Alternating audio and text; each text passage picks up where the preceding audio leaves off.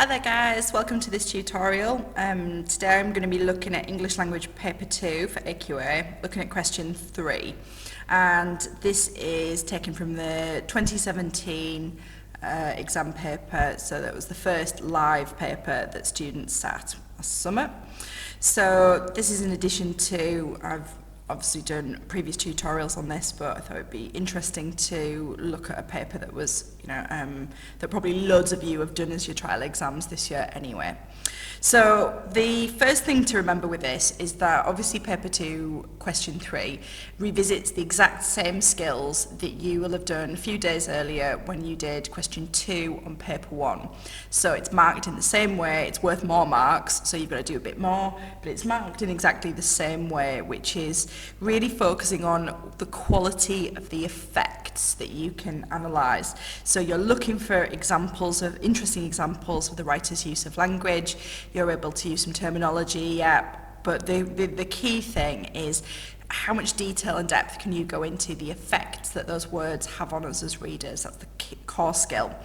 So as with lots of the stuff that you'll do, having a handy highlighter is a really good idea in the exam. Now some exams you can't use highlighters for, but for AQA you're still able to do what I've done here, which is just to highlight some of the examples I might want to use. So you've got 12 marks available for this question, so you're looking to spend a quarter of an hour or so on this, but even so you're only probably going to be looking to do 3 or 4 what I call peel, and I've got a video on peel, or you may do P or petal, you may have your own versions that your teachers have taught you. But basically you're looking to complete 3 or 4 different analytical points. So make sure you look quite carefully in your question to see what lines you're being asked to look at. So in this case from last summer it was lines 18 to 28, and the focus of the question is how a language is used to describe his son. Now remember that it could be A or B in your exam. It's not guaranteed to be source A, so just check that as well. So nice straightforward question really. We're looking at how is language used to describe his son. You'll notice that there are no bullet points like there are for paper 1, but you should still be looking for interesting words and techniques that the writers used. So it may not be there, but they want the same stuff. So all I would do is go through and look for some examples. Now the English teacher in me could probably find 35 million different things you could say here. But again, this is about getting in, getting out, showing off what you can do in the very limited time you've got. So look for stuff that you can write about. So as I look through this, the sleepy ball of scrunched up flesh, I can see that there's a metaphor he's using to describe his son. He describes him here as being giddy and silly, so I know that anything like that, describing words. He talks about barks gibberish there, so he gets tired about. So there's a metaphor there. He's kind of making him into a dog, so I could mention that. But what I'm quite liking down in this next small paragraph, they talk about he comes to ambush us and we're confronted. So there's a slightly different technique here, the verbs. And there's also kind of a slight semantic field of, if not war, but certainly conflict. Photos of him seem like dispatches from 1,000,000 years ago, so we've got a nice simile there. Another verb blasting ahead, and we've got some metaphors down here, milestone after milestone in his wake. So there's tons that I can talk about there, more than I would have time for in 15 minutes. So I think the point is it's about being selective with the evidence that you want to use. And I think it's a great idea is to get a quote that's maybe 3, 4, 5 words long, because it then does offer you the opportunity to zoom in on particular words and really kind of go to town with the effects of those. So I've spent some time doing that, but not too long. What I want to get onto is to exemplify for you what I would be deeming to be a full mark, full quality sort of response. Let me just zoom in my visualizer a little bit. Sorry, it's a bit dark and shadowy, but it's a pretty grim day in Whitby. So I'm sorry about the light levels on this video. So I think it's always a good idea just to go straight in really with what the writer has done. So use their surname or say the writer. So in this case, it's Stuart Heritage, but we never use the writer's first name. So I'm going to just start with his surname. So Heritage uses. Now it sounds like a really basic sentence starter this, but it shows the examiner you understand that everything that's been written is deliberate and that the writer has constructed this. It's not just happened by accident. So I'm going to go straight in with a technique, and we're just going with that first one, the sleepy ball that scrunched up flesh, I think. So I'm just going to say Heritage uses metaphors to, so using something to do something. So they use his metaphors to, well, what is he doing with that metaphor with the ball of scrunched up flesh? Really, he's portraying how vulnerable his child was. So he uses metaphors to portray his child's vulnerability. And if I wanted to sound quite fancy, I might say and fragility, just because I want to say a little bit more there about what he's doing. So I'm going to go straight into with my quote now. He describes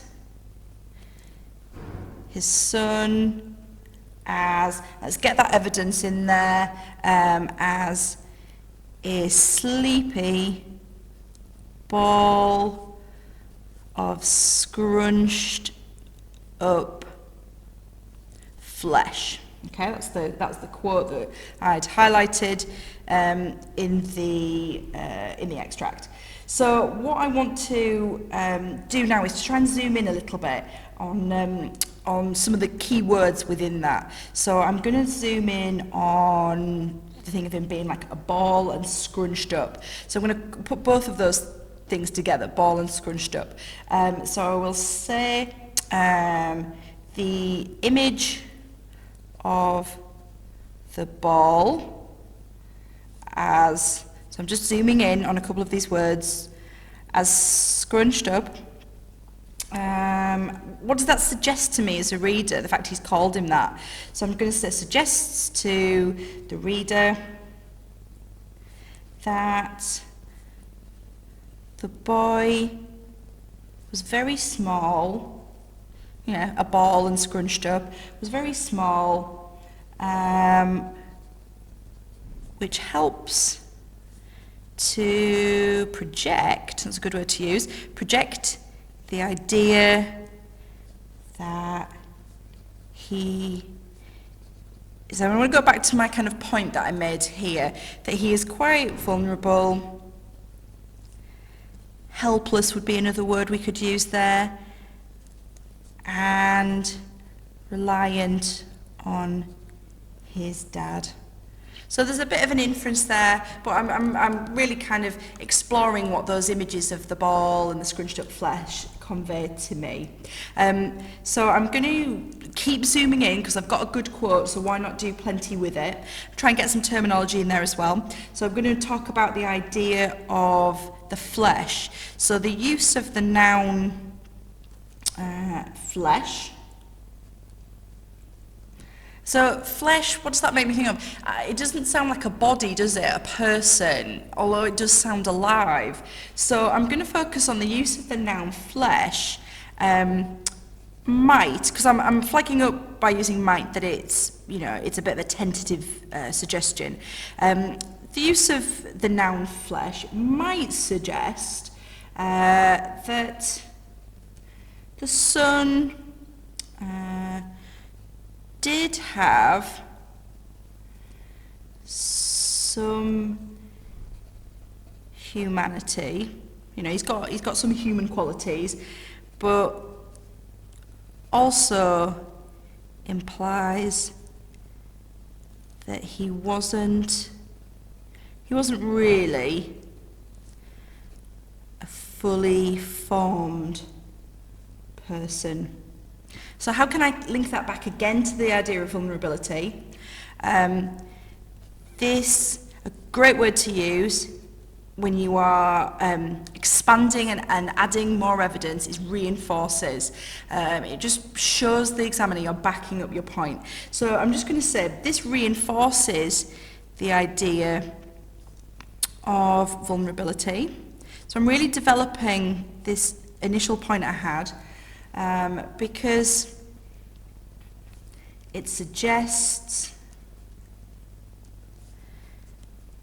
that he is still very much in need of his dad's care, of his dad's, I'm going to say protection and care. Right, so this is what I would class as a very developed Peel style paragraph. It's perceptive, it clearly looks at the effects of language. So what have we got here in terms of skills that I would be, when I'm marking this? Well, I can see that the student can use, I appreciate this is me, but if I was marking this and this was your work, you've got accurate use of terminology, and that happens, let's have a look, I mentioned about the noun, so we've got the use of the noun there as well. So we've got some terminology in, but what is really, really important is that you've got the clear effects of the language. So at the point where we're saying this bit here, you know, it helps to project the idea that he's vulnerable, helpless, reliant on his dad. That is me clearly explaining the effect of those couple of words. And this is realistically where all of your higher level marks are coming from. Now, at the point where I've zoomed in on flesh and saying that, you know, it shows his son had humanity, but also implies he wasn't a fully formed person. For those of you looking to get, you know, grade 8s and 9s, this is where my analysis of the language becomes more perceptive. Perceptive is that sense of, you know, not everyone will come to that conclusion. You can see something and read into it, things that others wouldn't. And so that, you know, is an original and perceptive point there. So reinforces the idea of vulnerability. So I've got that clear focus on the question about the son. It suggests he's still very much. So what we see is this complete focus on language throughout. Now, I would hope that for a 12-mark question, you would try to do 3 of these Peel points. But even if you only got 2 done of this quality, you're still going to get yourself some high marks, because, as I've said, the key thing here is, are you clearly looking at the effects of language? So I think, you know, summarise this question in identifying some quotes, some interesting examples that interest you, that you zoom in on single words. That is so, so important. As soon as you start doing that, you put yourself up the bands, and that you focus on all the time the effects of the language. Okay guys, I hope that's helpful, and you know, if you've got any questions, just put anything in the comments there and I'll get back to you as and when I can. Okay, thanks for watching. Bye.